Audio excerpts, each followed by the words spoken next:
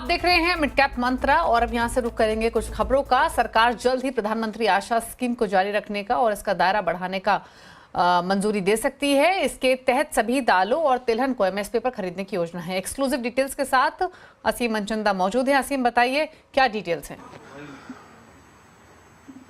देखिए, पीएम आशा स्कीम के तहत सरकार मार्केट में इंटरवेंशन करती है। जब भी दालों या फिर तिलहन का दाम अगर वो एमएसपी से नीचे जाता तो सरकार खरीदारी करती है। अभी इसका बजट करीबन 40,000 करोड़ रुपए का है। सरकार इसको बढ़ा करके 45,000 करोड़ रुपए कर सकती है। दूसरा ये कि अभी सरकार करीब 25% तक की खरीदारी तिलहन की करती है, लेकिन सरकार इसको बढ़ा करके 40% कर सकती है। इसके साथ साथ एक और बड़ा कदम लिया जाएगा। अभी जो बेचने की सीमा है वो 90 दिन के आसपास रखी जाती है, लेकिन सरकार इसको बढ़ा करके 120 दिन करेगी। तो किसानों को इससे सारा फायदा पहुंचेगा। जब भी किसी भी तिलहन का या दालों का एमएसपी से दाम नीचे जाएगा तो सरकार उसके अंदर इंटरवेन करेगी। खासतौर पे कि सरकार ये चाहती है कि हम दालों के अंदर और एडिबल ऑयल के अंदर हम आत्मनिर्भर बने, तो सरकार इसके लिए सारी पीएम आशा स्कीम के अंदर ये बदलाव करने जा रही है। अभी आपने देखा होगा कि सोयाबीन के दाम एमएसपी से नीचे गिर गए थे, तो सरकार ने किसानों से एमएसपी के ऊपर एमएसपी पे खरीदने का फैसला किया था। 3 राज्य महाराष्ट्र, कर्नाटक और मध्य प्रदेश के अंदर ये एमएसपी पर खरीदारी करने का फैसला किया गया था। तो सरकार अब इसको इन कंटिन्यूएशन में बढ़ाते हुए, इसका बजट बढ़ाते हुए और इसका दायरा जो है वो भी बढ़ाएगी। ओके, शुक्रिया असीम एक्सक्लूसिव डिटेल्स बताने के लिए। तो इंपॉर्टेंट खबर किसानों के हिसाब से अब जो आशा स्कीम है वो कंटिन्यू रहेगी। और आपको बता दें, मोदी 3.0 के 100 दिन पूरे होने पर सड़क परिवहन और हाईवे मंत्री नितिन गडकरी ने हमसे एक्सक्लूसिव बातचीत की। महंगे टोल पर economic policy editor Lakshman Roy के सवाल पर नितिन गडकरी ने कहा कि टोल से नई सड़कें बनती हैं, अच्छी सड़कों से लोगों का पैसा बच रहा है और सर्विस मिल रही है, तो इसके बदले पैसे देने में दिक्कत क्या है? बीच में सोशल मीडिया पे काफी चला कि जितना सड़क बनाने में जरूरत पड़ती खर्च हुआ उतना वसूल लेते हैं, उसके बावजूद उससे कई ज्यादा गुना जो है वो टोल टैक्स वसूला जाता है।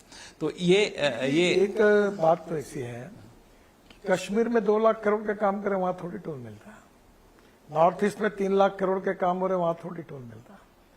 टोल मिलता है कर्नाटक, तमिलनाडु, महाराष्ट्र, गुजरात, राजस्थान, बिहार, यूपी में उतना टोल नहीं मिलता। तो हम क्या करते हैं, जो पैसा मिलता है वो दूसरे रोड जहां वायबिलिटी नहीं वहां खर्चा करते हैं। हमारा टोल का पैसा सरकार के किटी में, गवर्नमेंट किटी में, फाइनेंस मिनिस्टर में जमा होता है और बजट से घूमकर फिर हमारे पास आता है। तो ये देखिए, आज अगर हम बजट पे डिपेंड करते हैं तो ये नहीं होता। दूसरा, टोल ये कोई दंड नहीं है। अब दिल्ली से देहरादून जाने के लिए आपको 9 घंटे लगते थे, आने वाले जनवरी से आप 2 घंटे में जाएंगे।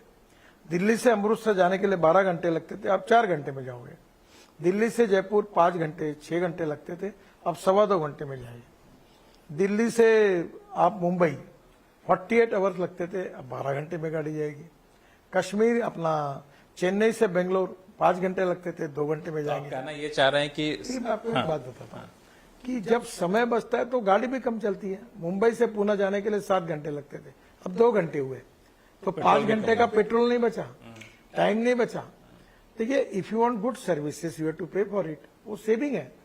और दूसरी बात, हम इतने काम करेंगे तो पैसे इतना तो बजट से हो नहीं सकता, इसलिए ये आखिर देश के लिए खर्चा होता है। दूसरी बात, आपने घर लिया कैश पेमेंट पे, उसकी कीमत 2.5 लाख है, और घर जब आपने 12 साल में 15 साल में पैसे वापस किए तो ब्याज सहित उसकी कीमत जाती है 8 लाख करोड़।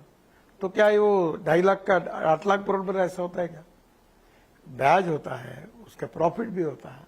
तो इसलिए ये ट्रांसपेरेंसी से होता है। आज तक एक भी करप्शन का चार्ज हमारे ऊपर नहीं आया।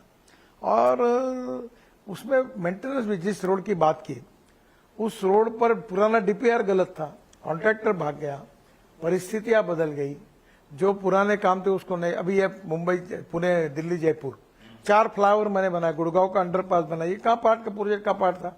ये तो सरकारी पैसे से बनाया। अब पूरे जगह पर पूरे पैकेज नए रोड बना रहे, 4 लेन का 6 लेन कर रहे हैं, अब नए नए फिर ब्रिजेस बना रहे हैं, तो उसमें सुधार भी हो रहा है। और इसलिए ये पैसे का उपयोग ये किसी के प्राइवेट कंपनी को नहीं जाता।